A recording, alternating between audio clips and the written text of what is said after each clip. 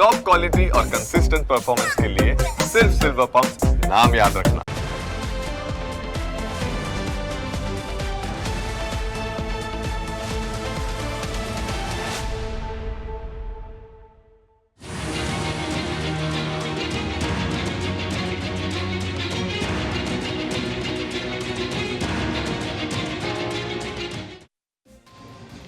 Operation સિંદૂર બાદ ભારતીય સેનાએ લોન્ચ કર્યું છે ઓપરેશન કિલર, જેમાં પાકિસ્તાની આતંકીઓનો કરી રહ્યો છે સફાયો.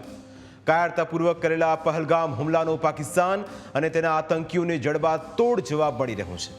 ઓપરેશન સિંદૂરમાં પાકિસ્તાની આતંકીઓના મોટા અડ્ડાઓનો ખાત્મો બોલાવ્યો. ત્યારબાદ ભારત પાકિસ્તાનની સેનાઓ આમને સામને આવી અને આખરે યુદ્ધ વિરામ થયું.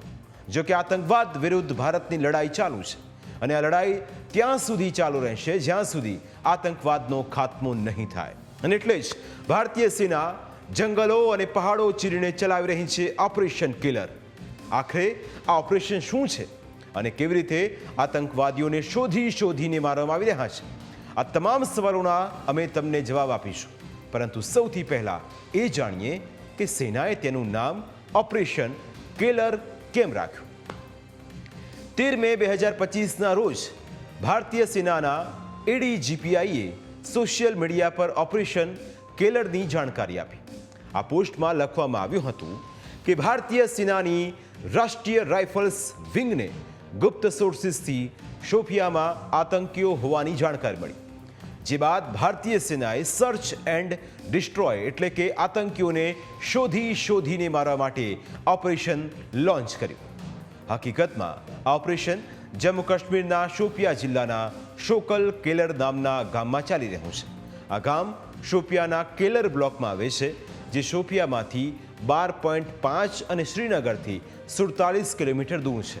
આ વિસ્તાર જંગલોથી ઘેરાયેલો છે, જેને સુખરૂ ફોરેસ્ટ કહેવાય છે. આ વિસ્તારમાંથી અવારનવાર આતંકી ગતિવિધિઓના અહેવાલ આવતા રહે છે. એટલા જ માટે અહીં ઓપરેશન કિલર લોન્ચ કરવામાં આવ્યું. ભારતીય સેનાના જવાનોના શૌર્ય અને ચતુરાઈના પરિણામે ઓપરેશન લોન્ચ કરાયાના ગણતરીના કલાકોમાં જ કેલરમાં 3 આતંકીઓને ઠાર કરી દેવાયા. આ 3 આતંકીના અદનાન શફીડાર, આમિર અહમદ ડાર અને શાહિદ અહમદ કુટ્ટીનો સમાવેશ થાય છે. હવે ત્રણેય આતંકવાદીઓ વિશે થોડી વિગતે વાત કરીએ. આતંકી અદનાન શફીડાર ફક્ત 18 વર્ષનો હતો. તે લશ્કરે તૈયબાના આતંકી ગ્રુપ TRF માટે કામ કરતો હતો. તે શોફિયાના જેનાપુરાનો રહેવાસી છે.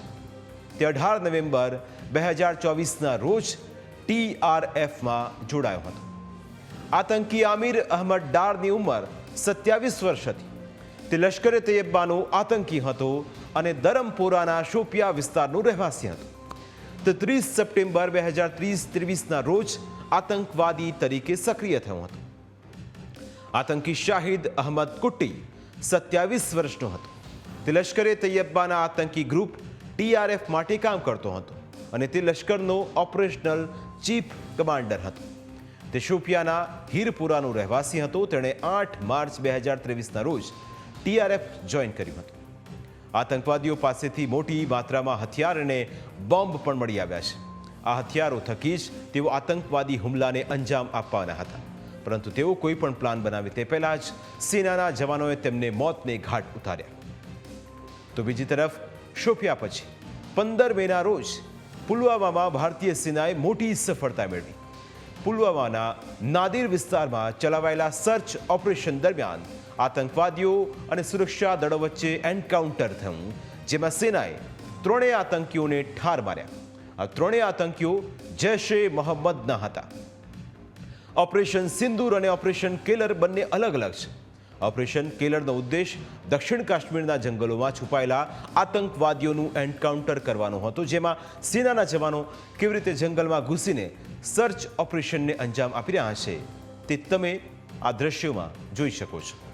જો કે અહીં સવાલ એ થાય કે શોપિયાનો આ જંગલ વિસ્તાર આતંકવાદીઓનું ગઢ કેમ બની ગયો છે? તો તેના માટે ઘણા કારણો જવાબદાર છે. આતંકવાદીઓ અને ઘૂસણખોરોનો પીર પંજાલની ટેકરીઓને સરહદ પાર કરવા માટે સૌથી સુરક્ષિત માને છે. હકીકતમાં પીર પંજાલની ટેકરીઓ POK અને જમ્મુ કાશ્મીર વચ્ચે ફેલાયેલી છે. આ વિસ્તારમાં જંગલો એટલા ગાઢ છે કે 100 મીટરના અંતરેથી પણ કોઈ પણ ગતિવિધિને જોવી મુશ્કેલ છે. શોપિયા જિલ્લો પીર પંજાલ ટેકરીઓથી ફક્ત 150 કિલોમીટર દૂર છે. પીર પંજાલ પાસની શોપિયાનું અંતર માત્ર 40 કિલોમીટર છે. આતંકવાદીઓ લાંબા સમયથી પીર પંજાલની આસપાસના વિસ્તારો જેમ કે કુપવાડા, ઉરી, તંગધાર, પૂંછ અને રાજૌરીમાં ઘૂસણ કરી રહ્યા હતા.